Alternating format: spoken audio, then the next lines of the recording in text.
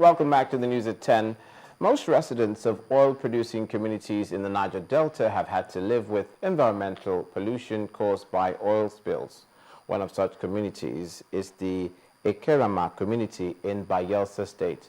Now, the state governor, Seriake Dixon, also described the attitude of oil companies in the area as comparable to terrorism.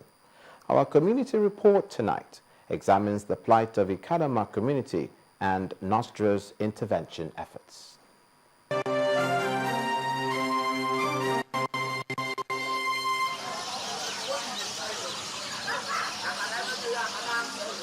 Oil spill and its consequences have almost become standard fare for many Nigerians residing in the oil-producing Niger Delta.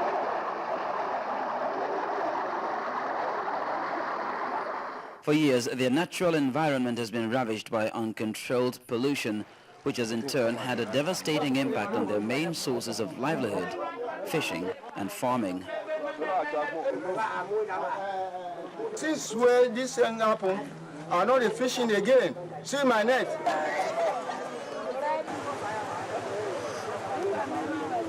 The Bayelsa State Governor, Seriake Dixon's exasperation at the activities of oil exploration companies is obvious. What has been going on in Bayelsa State and in all other oil-producing areas, the levity with which operating companies treat issues of environment and the maintenance of environmental and health standards, one is really left with no other conclusion than that we are actually facing a case of terrorism. We are used to insurgency and terrorism manifesting as violence, physical violence. A situation where more than one spill takes place in Bayelsa every day. That's what your statistics is telling us. And all of these sites are treated with reckless abandon. Ekiti, a community in Bayelsa State, is only approximately 30 minutes drive from Yenagoa, the state capital. Their land has been ravaged by spills caused either by negligence on the part of the oil companies operating in the area or illegal drilling activities. Clearly we know, and it stands to logical reason, that there is a clear nexus between what happens between the oil that is spilled, our environment, the food chain, because our food chain is closely tied to our environment, and the state of public health of individuals and communities across much of Nigeria, particularly in the Niger Delta. What was formerly the community's fishing lake has now been overrun by floating crude oil. Some of the nearby residents have to relocate because of the effects of the substance on their children's health. A spillage occurred while my two kids, twins, they are about a month and before we know, the children will be affected, the two kids, because they cannot withstand the odor of the crude oil. So we now move them to other area. Youths of the community say they are in negotiations for compensation with the companies whose pipelines have spilled oil on their land. When the spill occurs, it's condemned this thing. So they are now dragging a way to make sure Celestial should pay homage, compensation to them. PDC has given him the job to do, but he has not complied with us being the family representatives to do the job. We have not agreed on a certain things, so that is what is just holding the job. The National Oil Spill Detection and Response Agency, NOSDRA, the government agency responsible for addressing the problem, embarked on a tour of affected communities. Its chairman described a typical response pattern to reported cases of oil spill. Typically what would happen is that the relevant departments within NOSDRA would contact all stakeholders and put together what they call a joint investigation team to go on a joint investigation visit. That would typically comprise of NOSDRA officials, DPR, the local government and the area affected, the state government officials, the community, the company that produces in that region. Oil spill has remained the scourge of the oil-producing Niger Delta communities. Even though there have been persistent engagements involving government, the affected communities and oil firms to clean up the area, the residents are yet to see any positive results. Charles Eruka for Channels Television News.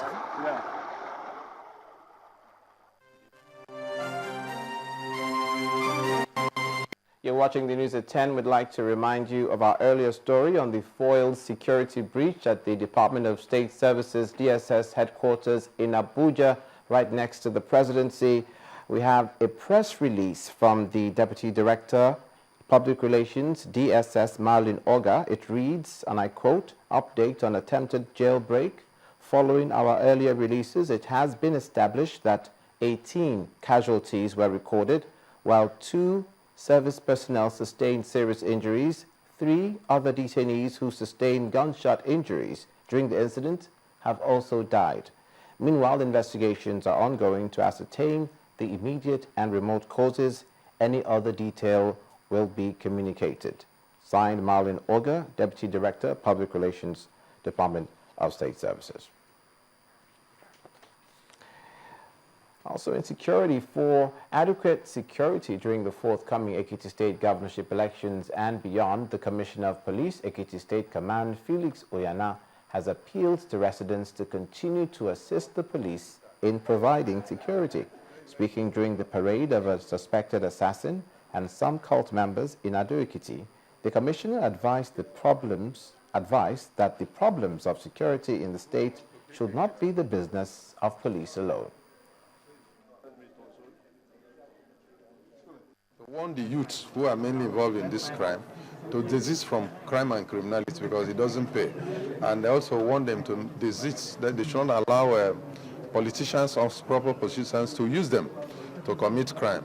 There have been instances of people vandalizing billboards and posters of politicians, and these cases are being investigated. We have already made one arrest. We urge the members of the public to partner with us, as they are doing, to make sure that everybody keeps their eye open and make sure that all of us are involved in this business of security.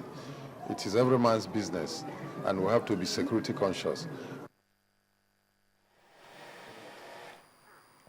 Now, more than 5,000 students in the undergraduate level and 121 at the postgraduate level were officially offered admission to study at the Michael Okpara University of Agriculture, Umudike, during the institution's 21st matriculation ceremony. According to the Vice Chancellor, Professor Hilary Edoga, the university is not overwhelmed by the challenges of a teeming population of students because it is putting up more infrastructure to accommodate the number, as he urged the freshmen to maintain discipline and shun acts that will hinder their academic pursuits. He hinted that the university would not hesitate to throw out any student involved in cultism, indecent dressing, same-sex fraternities, amongst others. I need to remind you also that these rights and privileges can also be withdrawn if the behavior of the student is found to be inimical to the well-being of the university. I wish to assure you that more hostels and lecture theaters will be provided to meet with the growing population of our university in order for you to succeed in your various academic programs. I urge you all to shun all acts of indiscipline, including rape, gangsterism, cultism, extortion, exam malpractices, indecent dressing, abusive languages, fighting, and even other forms of social vices. And now to the arts. Glistening is an exhibition of paintings by Olumide Oreshegun at the Mybrid Gallery in Lagos. The graduates of the Yaba College of Technology specializes in painting and came out tops under 20 works of art. Over 20 works of art show the hyper-realistic style he practices, which puts a lot of emphasis on the subject and details to create an illusion of reality. On Art Review tonight, we'll take a look at Olumide's glistening exhibition.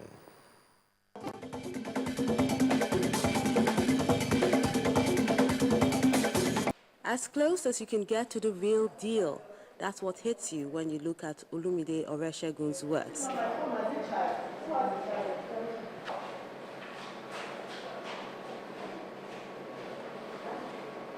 As he lights up the My Dream Gallery with over 20 realistic paintings. The title is called Glistening. The title connotes the majority of the works that are there. Majority of the works that we have in the show is basically water and children. I realize that majority of people don't take cognizance of water and the effect of the body, and it is challenge. Major artists have tried it and they couldn't push forward. But in this glistening, I tried to push forward the boundary that some people set back.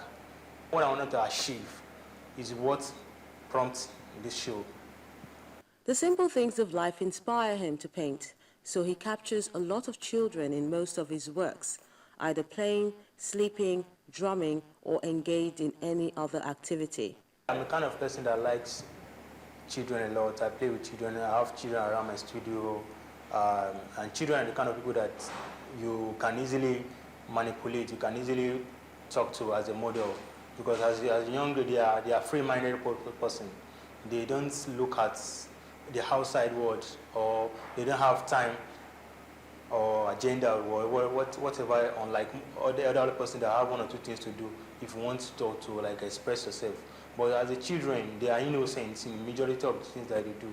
They do it in the sense that they don't look at what's going to happen next. They do it in a free way. They are open-minded. And as an artist, you can't work with a closed-minded person. You have to work with a free-minded person so that you can be able to achieve your aim. Okay. He's young as he's talented. He's definitely a hand to watch, as his strokes are so real you could almost touch it. It's different. The artworks are mainly of children, which is unusual, and then also the ones where the children are playing with water, very, very lifelike. My favorite is actually the one where there's a little child having a bath in a bucket. I think it's very realistic, and it's just extremely pleasurable to look at. And even all the other scenes, the ones with the fruit, the ones where the girls are sleeping, they're all very lifelike. He graduated from the Yaba College of Technology in 2005 with a distinction in painting. Painting is all about idea. If you cannot project and expand an idea, you are nothing. So in this process, I try to expand the idea, because when you are talking of beauty, majority of the works are beautiful, fine. But when somebody wants to talk about it, you need to use anthropology, psychology, even nature at the same time, and culture to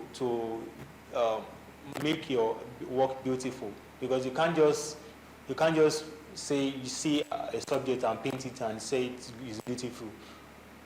He has participated in several exhibitions in Nigeria and abroad, and has several laurels to his credit, including the Best Live Drawing Student in 2002, the first prize winner of the Pendulum Gallery competition in 2004, the third prize winner of the Goethe Institute workshop in 2006, and the overall student in the School of Art, Design and Printing in 2005, and it definitely shows. Each work is like a road, that's a stepping stone that I work with, because immediately I finish a piece, probably into, let's say, a month and a half, I look at another piece or references, and it's giving me a very good tough time, because I didn't achieve some things in the former one, and I wish to achieve again in the preceding one.